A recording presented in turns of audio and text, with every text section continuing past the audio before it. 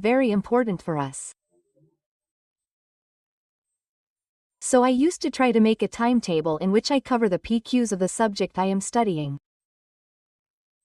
But having said that, I did not have a fixed schedule. I did not follow a rigid schedule. My belief was that I used to think of a broad time target.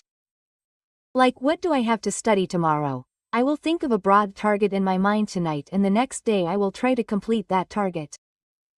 For me, a flexible schedule was more useful than rigidity.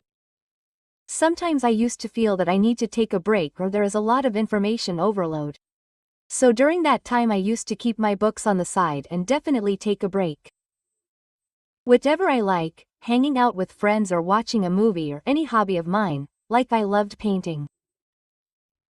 I used to do any such hobby during that time, and when I used to sit to study, I used to try that my 100% focus should be on studies.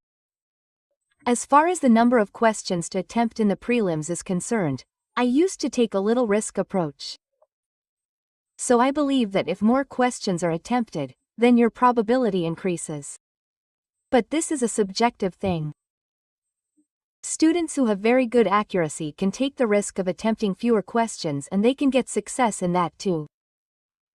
But in my case, I had attempted around 98 questions in the 2024 prelims as well. So, fortunately, I don't know my score yet, but when the scores of the classes came, I was able to achieve a comfortable score. And there is this misconception that because I am a chartered accountant, my maths will be very strong, so I will not have any problem in CSAT. But it is not so, because in chartered accountancy we focus more on accounts, and that is quite different from the quant in CSAT. So definitely CSAT was a hurdle for me in that two specifically fonts for which I had to work very hard. As we know now that only 30 days are left for the prelims. So my advice for students will be that you should not run after any new source right now.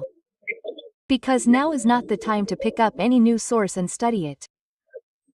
Instead, I would advise you to revise the sources you have followed again and again. That will help you a lot. Along with that, you can consider PYQs as your best friend because PYQs will help you a lot at multiple levels.